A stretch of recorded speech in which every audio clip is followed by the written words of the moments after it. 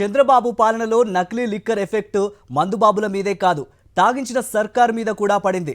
నారావారి పాలనలో నకిలీ లిక్కర్ దెబ్బకి ప్రభుత్వ ఆదాయానికి భారీగా గండిపడింది. టీడీపీ నాయకుల నకిలీ మద్యాన్ని ఏరులై పారిస్తుండటంతో ప్రభుత్వానికి రావాల్సిన ఆదాయం గణనీయంగా తగ్గిపోయింది. రాష్ట్ర ఖజానాకు రావాల్సిన వందల కోట్లు టీడీపీ బాబుల జేబుల్లోకి వెళ్ళింది. చంద్రబాబు ప్రభుత్వంలో నకిలీ మద్యం, కల్తీ సారా ఏరులై పారుతోంది. సాక్షాత్తు పోలీసు అధికారుల నివేదికల్లోనే ఏపీలో 21% అక్రమ మద్యం, గంజాయి, డ్రగ్స్, మత్తు పదార్థాల వంటి కేసుల పెరుగుదల నమోదైంది. ప్రభుత్వ ఆధీనంలో ఉన్న మద్యం షాపులను తమ పార్టీ ఎమ్మెల్యేలు, నాయకులు, లిక్కర్ సిండికేట్ ముడుపుల కోసం చంద్రబాబు ప్రభుత్వం ప్రైవేటు పరం చేసింది. రాష్ట్రంలోని 175 నియోజకవర్గాల్లోనూ టీడీపీ నాయకులే మద్యం షాపులు దక్కించుకున్నారు. వీటికి అనుబంధంగా బెల్ట్ షాపులు పెట్టి మద్యాన్ని అమ్మి అడ్డగోలుగా సొమ్ము చేసుకుంటున్నారు. ఈ నెట్వర్క్ లోనే నకిలీ మద్యాన్ని కూడా తయారు చేసి వైన్ షాపులు, బెల్ట్ షాపుల ద్వారా విచ్చలవిడిగా అమ్మేశారు. ఇందుకు ములకల చెరువులో బయటపడ్డ కల్తీ లిక్కర్ రాకెట్ మోడ్ ఆఫ్ ఆపరేషనే నిదర్శనం. సాక్షాత్తు తంబళ్లపల్లె తెలుగుదేశం పార్టీ ఎమ్మెల్యే అభ్యర్థి, TDP in-charge Jayachandra Reddy driver Ashraf remand report, చంద్రబాబుకి అత్యంత సన్నిహితుడైన కట్టా సురేంద్రనాయుడుల రిమాండ్ రిపోర్టుతో స్పష్టమైంది. టీడీపీ నాయకులు జయచంద్రారెడ్డి, ఆయన బావమర్ది గిరి, టీడీపీ నాయకుడు కట్టా సురేంద్రనాయుడు, జనార్దన్ కలిసి నకిలీ లిక్కర్ తయారీ ఫ్యాక్టరీలను ఏర్పాటు చేశారు. ములకల చెరువు నుండి విజయవాడలోని భవానీపురం వరకు ఈ నకిలీ లిక్కర్ తయారీ, సరఫరా రాకెట్ ను విస్తరించారు. స్వయంగా టీడీపీ ఎమ్మెల్యే అభ్యర్థి వాహనాల్లోనే నకిలీ మద్యాన్ని తయారు చేసే కేంద్రం నుండి మద్యం షాపులకు, అక్కడి నుండి బెల్ట్ షాపులకు సరఫరా చేసినట్లు జయచంద్రారెడ్డి డ్రైవర్ చెప్పారు.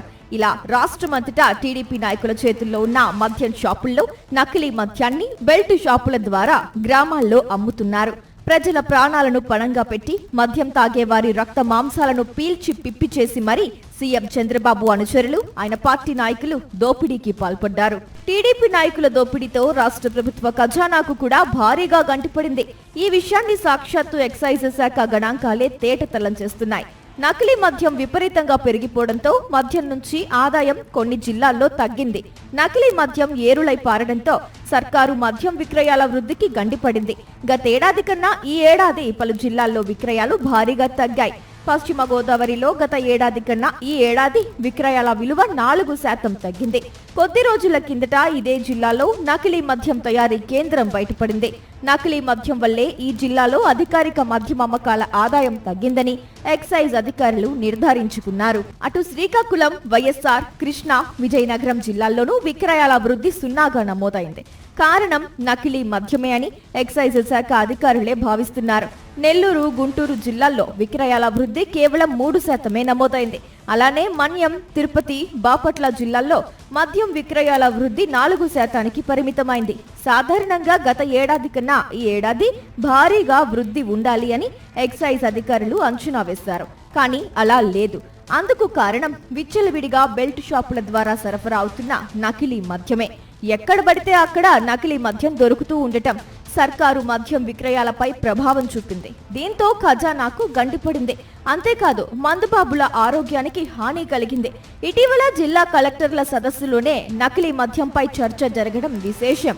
నివారణకు చర్యలు తీసుకోవాలని కలెక్టర్లకు ఎక్సైజ్ శాఖ సూచనలు చేసింది. ఇప్పుడు ఏకంగా ములకల చెరువులో కల్తీ మద్యం రాకెట్ బయటపడటంతో నారా వారి పాలనలో కల్తీ సారా గుట్టు రట్టయింది.